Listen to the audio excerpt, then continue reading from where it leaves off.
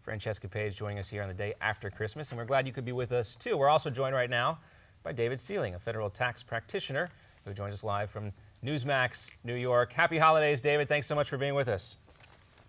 Thanks, John, and a Merry Christmas to you and all of your viewers. All right, Merry Christmas to you, Happy Hanukkah, and Happy New Year. Now we look ahead to the new year.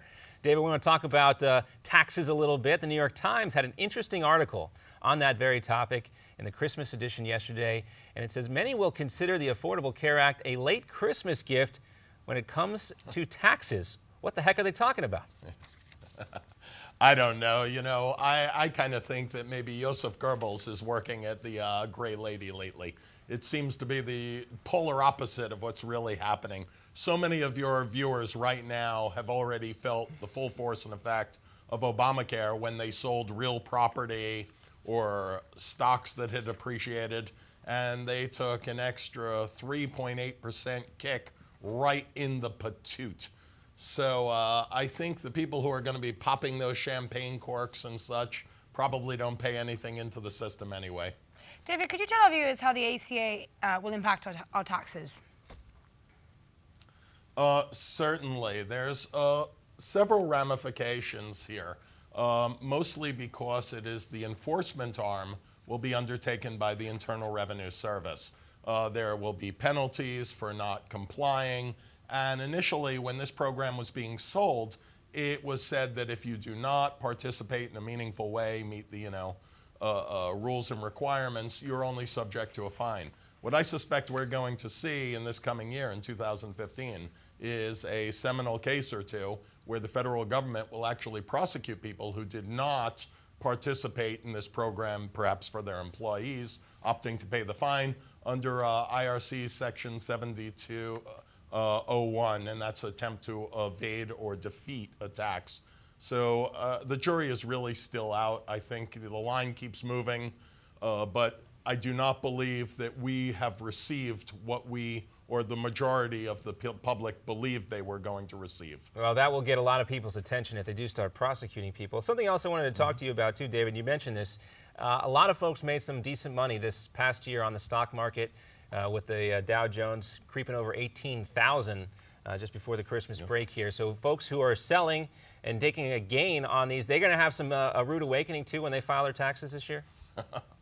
Oh, they most certainly are. So if it is a short-term gain, it's treated like regular income, your normal rate, plus, again, that 3.8%, which is a lot. It may not sound a lot sitting down right now, but when you receive that check, it's not all that you imagined it would be. You know, there's also a lot of increased taxes that sort of slipped between the wall and the wallpaper to pay for a lot of these things. My real concern, John, is that you know, the actuaries who came up with these extrapolations just made them up.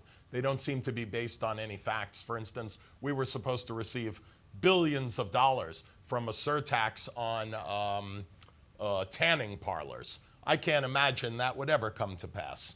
David, you brought along a top 10 list of sorts of items to help us get next year started on the right financial track.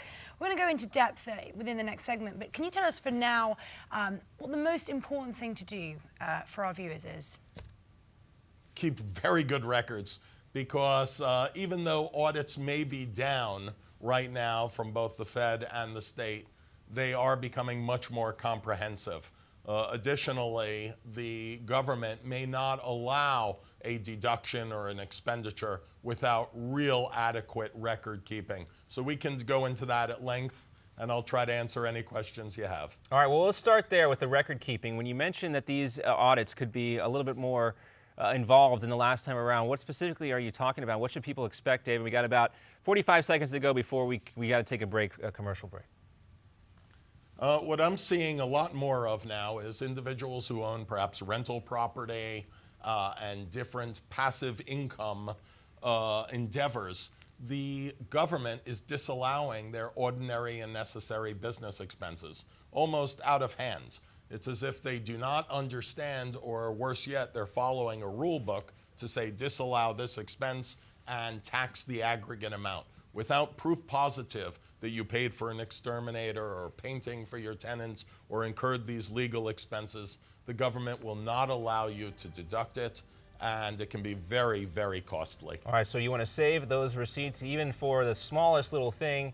But we're going to have David Selig come right back. We're going to talk a little bit more about some of these top 10 tips that you need to make sure you're doing with your taxes and with your finances to make sure you're on sound footing for the year ahead. I'm John Bachman, filling in for J.D. Hayworth. We appreciate you guys joining us here on Newsmax TV today. Much more to come. Stick around.